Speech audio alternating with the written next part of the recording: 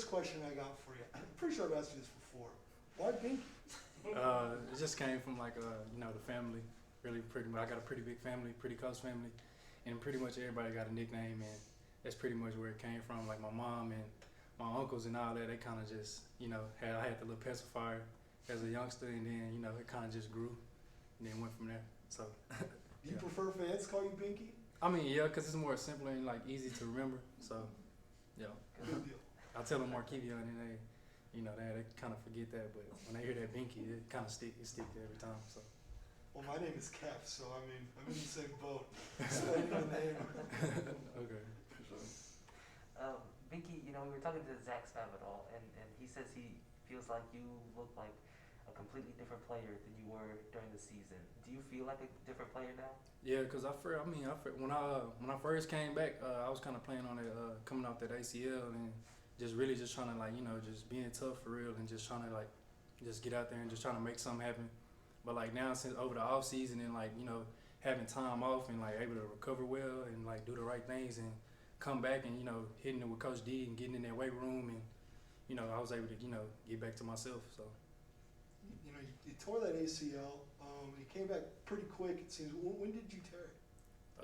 Probably. I think it was the third day of practice last year in the spring. So. Yeah. Oh, spring practice. Okay. Yeah.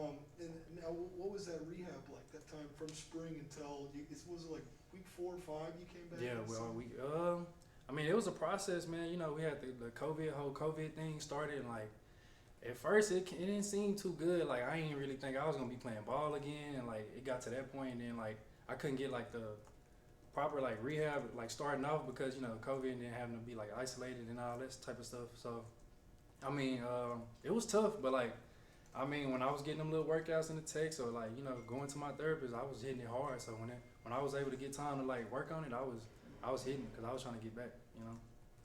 How frustrating was that injury considering you played behind Brian London and Nick Daniels and all these really good linebackers, and then your time comes, and then boom, you get an injury. Man, it was tough, man, because like you said, it was my time, and I was ready to step up and and do my job and and take on as the leader of the defense, and then that was my first big injury. I never had an injury big like that, so that was kind of different and just not being able to play ball.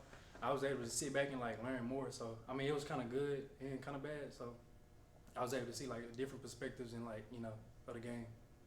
What made you want to come back this year? I gotta finish it off right, man. I can't go out like that, man. I came here to Texas State to make something happen. So I'm trying to go out the right way. And now there's seems like there's an opportunity for you to kind of be one of the leaders of these linebackers and take over, maybe even be that starter. If you get in there, are you hungry? Is that something? Oh man, like you said, man. I've been waiting for this ever since. It was my time, and they told me it's my time to go, and I've been waiting for this. Yeah. They got some guys that have come back from last year. You got Braden Stringer, Sione Tupou, some older guys who are experienced just like you. Have you guys kind of taken these younger dudes under your wings? The Emmanuel twins, Kenny Haynes, some of those guys? Oh yeah, for sure. Kenny Haynes and Josh Emmanuel, man, they good ballers. They're ballers, man.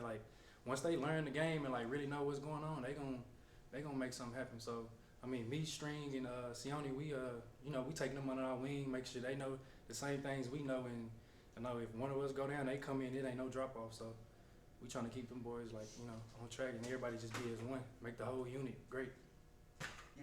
You guys had a ton of new guys come on the team last year. How much more comfortable is it now that everybody's been here for a year? It's because everybody knows each other now. It's not everybody's not kind of strangers, and we have actually been around each other and actually hung around each other, even here and outside the stadium. So we was able to create that bond over the time. So it's a lot more bonded now. New linebacker coach Brian Gamble. Sorry. What can you tell me about him early on? Man, Coach Gamble, that's my guy, and I only been knowing him about 2 weeks, man. He cool.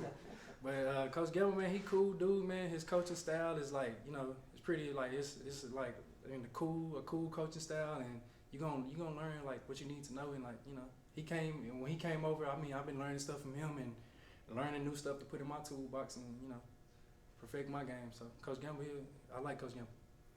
What are some things you're trying to accomplish during this spring?